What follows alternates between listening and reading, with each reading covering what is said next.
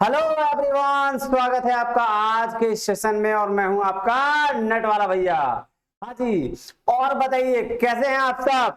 बढ़िया, मजे में, चंगे में, खुश? सर क्या बोल रहे हैं आप भी? कल हमारा एग्जाम है, हमारा दिमाग खराब पड़ा है। हाँ, कुछ पता नहीं क्या हुआ क्या नहीं हुआ, कुछ समझ में नहीं आ रहा है। आप बोल रहे हैं खुश हैं, सच बोल रहे हैं, झूठ बोल रहे हैं, क्या कर रहे हैं सर? आप मजाक बना रहे हैं हमारा। ओहो बच्चे, आराम से, टेंशन लेने की कोई बात नहीं है, एग्जाम ही तो है ना, सब कर लेंगे, बस शांत रह जाओ यार। और इसीलिए आज आपके आपके स्क्रीन पर आपको दिख रहा है क्या? पेशेंस। एक वर्ड, एक छोटा सा शब्द, लेकिन जितनी ज्यादा जिसने रखी इस शब्द की वैल्यू, भाई साहब उतनी ही अच्छी वो लेके आया रिजल्ट। किसी भी फील्ड में जाओ, सिर्फ एग्जाम की बात नहीं कर रहा मैं, किसी भी फील्ड में जाओ, ये जो शब्द दिख रहे हैं ना, ये वाले इधर इधर वाले है ना, पेशेंस, ये बहुत बड़ा शब्द है। अगर इस शब्द को सही तरीके से यूज करना आ गया ना, तो भाई साहब बल्ले बल्ले हो जाएगी।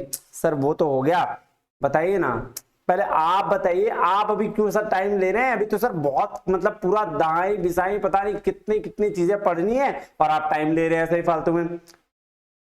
रिलैक्स, रिलैक्स, क्योंकि मुझे पता है कि आपकी अभी क्या फीलिंग चल रही है, तो इसलिए बच्चे रिलैक्स और अपने आप से कहिए ऑल इज वेल। क्या कहिए? All is well. क्यों क्यों ऐसा कहे सर? हमें तो लग रही है डर और आप कह रहे हैं कह दो all is well. All is well, all well नहीं वेल, ऑल इज वेल। तो देखो भाई साहब, ऐसा है कि ये डर ना लगना बनता है? क्यों क्यों सर, क्यों डर लगना बनता है? क्योंकि अगर किसी ने कुछ करा है तभी तो डर लगता है। जैसे फॉर एग्जांपल, अगर आपने किसी कोई गलती कर ली तो डर लगेगा, कोई ऐसा काम कर दिया जिसमें आपने बहुत मेहनत कर दिया है और उसका रिजल्ट आना है तो डर लगेगा। तो डर क्या है सर? डर सक्सेस का एक पार्ट है। क्या बोल रहे हो सर? डर सक्सेस का पार्ट है? जी बिल्कुल।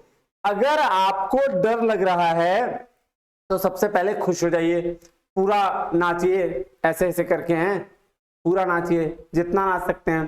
क्यों? क्योंकि ये डर बता रहा है कि आपने पिछले 4-5 महीने में जम के मेहनत करी है। क्योंकि ये डर बता रहा है कि आपका रिजल्ट जो है वो अच्छा होने वाला है। क्योंकि ये डर बता रहा है कि आपकी तैयारी जोरों की है। बस इस डर को एक बात मान के चलना है कि ये डर जो है आपकी तैयारी से ज्यादा ना हो पाए, ये डर जो है वो आपकी लेवल को अचीव ना कर पाए, वो डर आपके लेवल से नीचे ही रहे, तो फिर बात बन जाएगी अपनी, फिर जेआरएफ लेने से कोई नहीं रोक सकेगा। बात समझ में आ रही है? अभी आपकी जो फीलिंग है डर वाली बिल्कुल जायज है, अभी होनी भी चाहिए।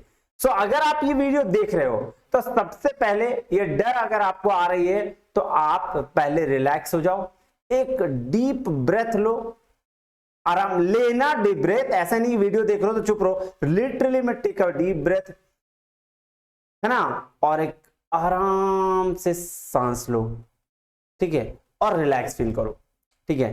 और ये रिलैक्स फील, कहोगे सर रिलैक्स फील नहीं होगा बच्चा, करके देखो पर, है ना, क्योंकि करेंगे तो ही होगा, है ना, नहीं करेंगे तो कुछ नहीं होगा। तो अभी रिलैक्स फील कर लिया सर, आप क्या, अब सबसे पहली बात जो आपके दिमाग में चल रही है ना कि अभी इतना सारा चीज बचा है, इसको भी कवर कर लिए होते तो अच्छा होता, अगर क्यों 13 तारीख को एग्जाम हो गया, 13 तारीख को एग्जाम नहीं होता, 4 दिन बाद होता तो हम ज्यादा कवर कर लेते, फिर अगर 5 दिन बाद होता तो हम ये कर लेते। बच्चे ट्रस्ट मी, आप अगर आपको 1 महीने और दे दिया जाए ना, फिर आपके मन में 1 महीने बाद भी यही सवाल रहेगा कि और थोड़ा मिल जाता तो कर लेते, ऐसा होता कुछ नहीं है ना।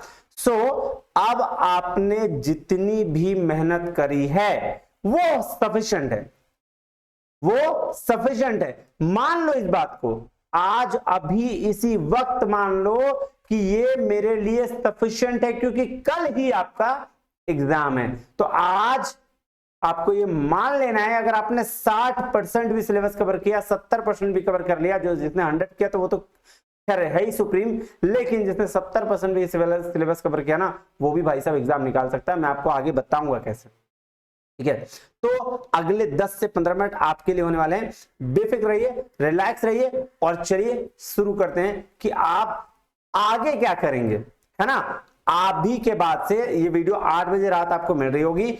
इस 8 बजे रात से लेकर कल शाम तक, जिसका शिफ्ट 1 में भी है वो भी, और जिसका शिफ्ट 2 में है वो भी, ये वीडियो फिर आगे वाले जो है अपने हिसाब से देखेंगे कि उसके मान लो 14 तारीख को जिसका वीडियो है, जिसका एग्जाम है, वो ये समझ लें कि मुझे एक दिन पहले ये वीडियो मिल रहा है, तो आपका काम बन जाएगा, ठीक है जी। हाँ जी, तो अब क्या, अब इस बात को ध्यान में रखना है कि आगे हम क्या स्ट्रेटेजी फॉलो करने जा रहे हैं। बस 10 से 15 मिनट आप साथ रहिए, आप यकीन मानिए आपको फायदा होगा। और सबसे पहले तो रिलैक्स होना शुरू कर दीजिए, अपने आप से कहिए कि कोई बात नहीं, जितना मैंने कर लिया वो बहुत बढ़िया था, बहुत अच्छा था, अब इससे ज्यादा मुझे करने की जरूरत ही नहीं है, क्योंकि मुझे तो सिर्फ जेआरएफ करना है, और जेआरएफ करने के लिए बहुत कम पढ़ाई करनी होती है, जितना मैंने किया वो बहुत ज्यादा कर लिया है, ठीक है। हाँ जी सर, चलिए अब आगे चलें। जी सर, तो अब आपको कल क्या करना है, देखिए जी, सबसे पहले आप अगर कल उठ रहे हैं तो अगर मॉर्निंग शिफ्ट में है, ठीक है, तो डॉक्यूमेंट्स अपना सब रेडी कर लीजिए, चाहे वो मॉर्निंग शिफ्ट वाले हो या इवनिंग शिफ्ट वाले हो, दोनों शिफ्ट वाले अपना सबसे पहला काम जो है डॉक्यूमेंटेशन प्रूफ कर लीजिए, क्योंकि अगर डॉक्यूमेंटेशन की वजह से अगर आपका एग्जाम कहीं ना कहीं रुकता है तो इसमें आपकी लापरवाही है। तो ये तो आप अभी इस समय पर ये तो नहीं करेंगे, मुझे उम्मीद है इतना। तो आप सारा डॉक्यूमेंट्स कर लीजिए, पैन कार्ड, आधार कार्ड, है ना, सारी एडमिट कार्ड वगैरह सारा अपना रख लीजिए। और अगले दिन एग्जाम सेंटर 1 से 1.5 घंटे पहले पहुंच जाइए, ठीक है। सर क्या करेंगे 1 से 1.5 घंटे पहले पहुंच के, वहां भी रिलैक्स, क्योंकि अभी आपके माइंड के लिए सबसे ज्यादा जरूरी है पेशेंस, दिख रहा है, पेशेंस, है ना। और वो पेशेंस कैसे मिलेगा, सोचो अगर आप एग्जाम सेंटर जाते हो पूरा बाइक से, स्कूटी से, या फिर आप ट्रेन से, किसी से भी जा रहे हो, हड़बड़ गए, पूरा दिमाग माइंड रहा हड़बड़, और फिर दिक्कत हो गई। और 1 घंटे पहले पहुंचे, थोड़ा बैठे, पानी वानी पिए, आसपास का माहौल देखे, मस्त रहे, अपने आप में क्या होगा, हमें रिलैक्स फील होगा, है ना। अब जैसे ही आप एग्जाम सेंटर जाओगे 1 घंटे पहले, एंट्री शुरू होगी, चले जाना एग्जाम सेंटर के अंदर, ठीक है। बाहर किसी से कोई बातचीत करने की जरूरत नहीं है, है ना, कोई बातचीत करने की जरूरत नहीं है। यार एग्जाम दे लो, उसके बाद बातचीत करते रहना, कोई इशू नहीं है, लेकिन एग्जाम के बाद, ठीक है। अब जैसे एग्जाम सेंटर में अंदर गए, अंदर जाओगे ना, जैसे ही अंदर जाओगे, सीट पर बैठोगे, आपके दिमाग में भाई साहब ऐसी ऐसी चीजें आएंगी जैसे लगेगा अब तो एग्जाम नहीं होगा, यार मुझे अगले अटेम्प्ट में देना है, अब मेरा समझ में नहीं आ रहा है, मतलब सब मैं भूल गया हूं, खत्म कहानी। वैसे तो आज रात से ही आपको ऐसा फील हो जाएगा, लेकिन कल एग्जाम में तो फिर आपको आधे से ज्यादा सब कुछ भूल गए होगे, ठीक है। फिर वहां पे आपका एक ही चीज काम आएगा, क्या, पेशेंस। आराम से पेशेंस रखिए, फिर माइंड में अपने आप से बातें करिए, ठीक है, और कहिए मैंने सब पढ़ रखा है, सब होगा, आप टेंशन मत लीजिए। आप अपने डर को कभी हावी मत होने दीजिए, जिससे क्या होगा, आपको बेनिफिट होगा। और आपका डर अगर आप पे हावी नहीं हुआ तो पेशेंस हो पाएगा, और पेशेंस अगर आ गया तो आप क्वेश्चन सही से डील कर पाएंगे, और क्वेश्चन सही से डील कर पाएंगे तो आपका एग्जाम क्लियर हो जाएगा, ठीक है जी। तो आप क्या करेंगे, आराम से पेशेंसफुली बैठेंगे, ठीक है। जब यकीन मानिए ये अप्रोच काम करता है, और काम किया है, मैंने क्वालिफाई किया, बहुत सारे लोगों ने क्वालिफाई किया है। अगर आपको ये दूसरा कोई अप्रोच अपनाते हैं तो भी कर सकते हैं, लेकिन ये अप्रोच ज्यादा बेहतरीन हो सकता है।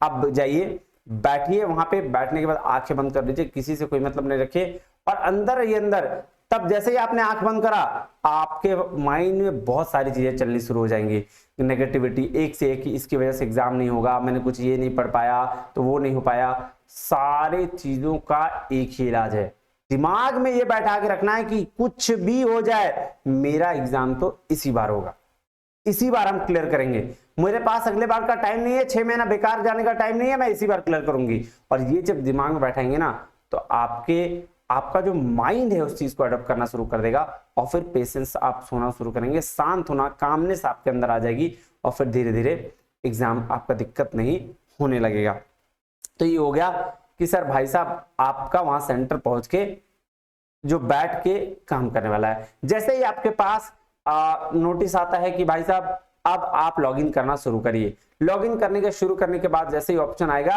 आप आंखें खोलिए थोड़ा सा, ठीक है, और आराम से एक गहरी सांस लीजिए, फिर लॉगिन करिए और क्वेश्चंस आराम आराम से पढ़ना शुरू करिए। देखिए यही चीज है जो एग्जाम का आपको हेल्प करेगा, है ना। क्या हेल्प करेगा? एक ही चीज हेल्प करेगा सर, पेशेंस।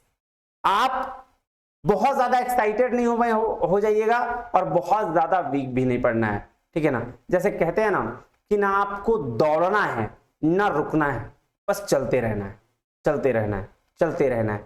और फिर उससे क्या होगा, उससे आपकी जो स्ट्रेंथ है वो काम करने लगेगी, आपका माइंड काम करने लगेगा और हर एक क्वेश्चन को डील करने की क्षमता बढ़ जाएगी।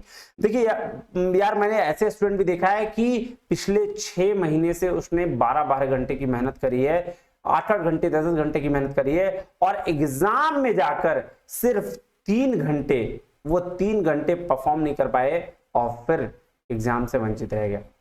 तो आइए मैं 3 घंटे की वो वहां की जो स्ट्रैटेजी वो आपके साथ शेयर करता हूं, कैसे होनी चाहिए, है ना, उसको ध्यान दीजिएगा। देखिए जी, सबसे पहला काम, ठीक है, सबसे पहला काम आपको पेशेंसली आराम से ध्यान से क्वेश्चंस को पढ़ना है। सबसे पहला इंपॉर्टेंट चीज जो है पेशेंस, ये बना के रखिए। और कितने देर? 3 आवर्स की। 3 आवर्स अगर पेशेंस आपने बना लिया तो आपकी काम बन जाएगी। अब यहां जब क्वेश्चंस आप शुरू कर देंगे पढ़ने का, समानता वाला भावना लेके आइएगा, इक्वालिटी। सर इक्वालिटी किस चीज में? हर क्वेश्चंस में, इक्वालिटी फॉर ईच क्वेश्चंस। क्योंकि आपके सामने 3 तरह के क्वेश्चन आएंगे। पहला इजीएस्ट, दूसरा मॉडरेट और तीसरा होगा टफेस्ट। और इसी को बोलते हैं हम लोग फंसाने वाला क्वेश्चन, फंसाने वाला क्वेश्चन, ठीक है। देखिए ये तीनों तरह के क्वेश्चन में हमें बिल्कुल भी ऊपर नीचे नहीं होना है। मतलब इजी वाला आ गया तो आपके मुंह में लड्डू आने लगे, अरे वाह क्या क्वेश्चन है, आप तो फाड़ देंगे। और जैसे ही आपका टफेस्ट वाला आया, शीट यार क्या क्या क्वेश्चन में समझ में नहीं आ रहा है, और इसको करते करते 3 मिनट एक क्वेश्चन में दे दिए। बिल्कुल भी ये गलती मत करिएगा। पेशेंसफुली तीनों क्वेश्चन को तीनों तरह के क्वेश्चन को आराम से देखिएगा, समझिएगा और आंसर करिएगा। इजी वाला भी क्वेश्चन आए, मॉडरेट भी आए, टफेस्ट भी आए, हर क्वेश्चन में मुस्कुराना है और मुस्कुराकर उन सवाल को आराम से पढ़ना है।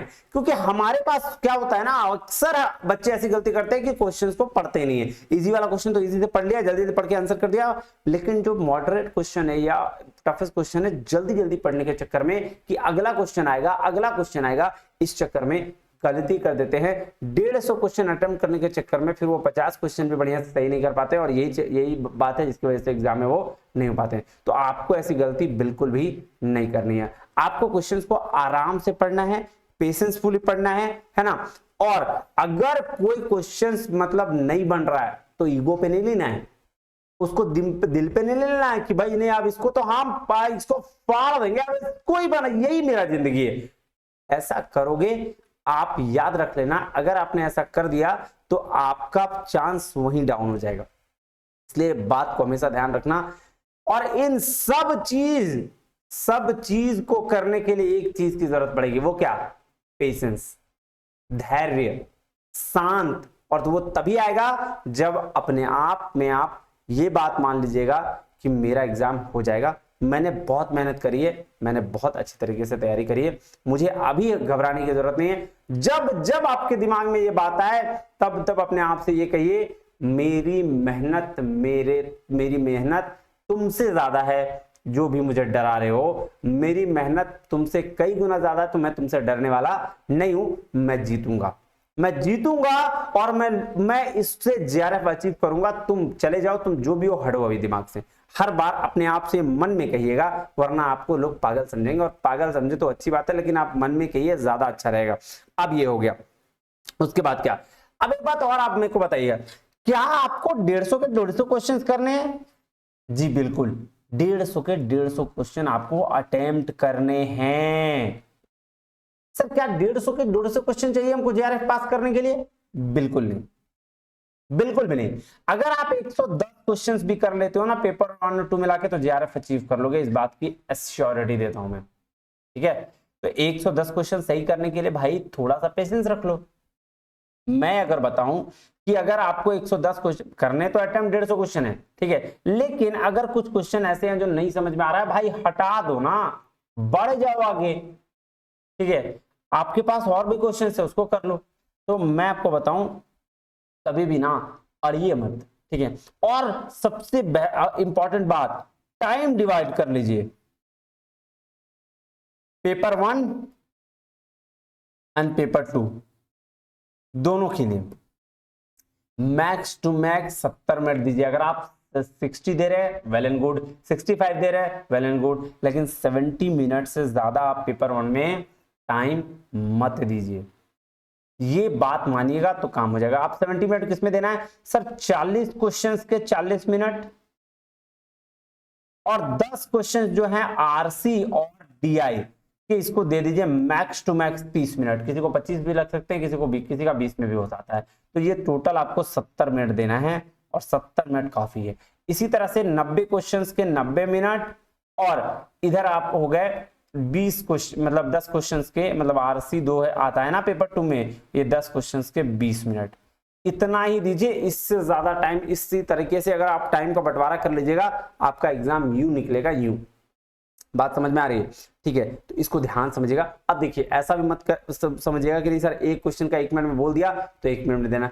हो सकता है किसी क्वेश्चन में 30 ही सेकंड में बन जाए, कोई क्वेश्चन 1.5 मिनट लग जाए, तो वो आपको अपने हिसाब से लेके चलना है, काम करना है। लेकिन टोटल मिला के यही रेशियो रखना है, 40 minute paper 1, sorry 70 minute paper 1, जिसमें 40 मिनट 40 क्वेश्चन में, और 30 मिनट देना है आपको आरसी और डीआई में मैक्स टू मैक्स। उसके बाद पेपर 2 के लिए 90 मिनट देना, और 20 मिनट देना है आरसी और डीआई, सॉरी सिर्फ आरसी में पेपर 2 में। ये बात बहुत ध्यान से समझ लीजिएगा।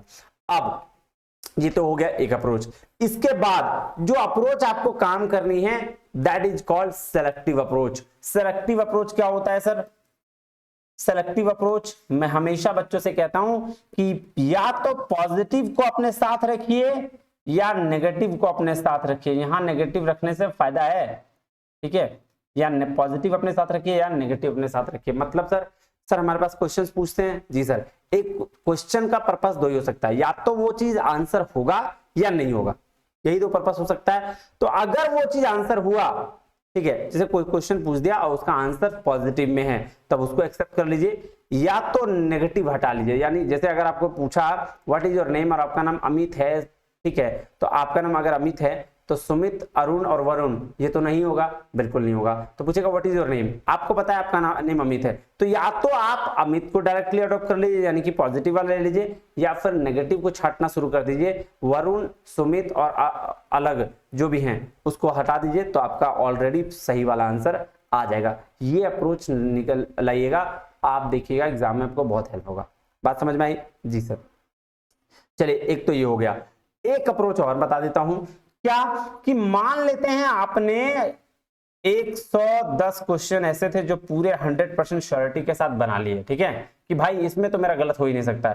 बच गए 40 क्वेश्चन। उस 40 क्वेश्चन में ना ए बी सी डी चारों ऑप्शंस में कोई भी एक ऑप्शन उठाइए और इसको लगा दीजिए। कभी भी ए बी सी डी चारों मिला जुला के मत दीजिएगा। 40 में से अगर कोई एक ऑप्शन आप 40 में देते हैं, मैं आपको बता रहा हूं 10 क्वेश्चन तो आपका ऐसा ही सही हो जाएगा, और वो 10 क्वेश्चन आपके लिए बेनिफिट देगा। तो ये बात ध्यान रखिएगा, इसी बात को ध्यान रखना है। और ये सब काम ऑलरेडी सब तरीके से तब हो जाएगा जब आप पेशेंस रखिएगा। यकीन मानिए, जब आपने पेशेंस, धैर्य, अपनी हार्टबीट को कंट्रोल कर लिया ना, अब बस आपने ये सोच लिया कि ये एग्जाम मुझे अपने पेरेंट्स के लिए क्वालिफाई करना है, ये एग्जाम मुझे उस अपने के लिए क्वालिफाई करना है जिन्होंने मेरा साथ दिया है, जिन्होंने मेरा सपोर्ट किया है, उस दोस्तों के लिए क्वालिफाई करना है। तो फिर वो नेगेटिविटी खुद ब खुद चली जाएगी और आप पेशेंसफुली एग्जाम क्वालिफाई कर पाएंगे। बात समझ में आई, हाँ कि ना? चलिए मैं ज्यादा टाइम ना लूंगा, आपके एग्जाम के लिए आपको wish you all the very best.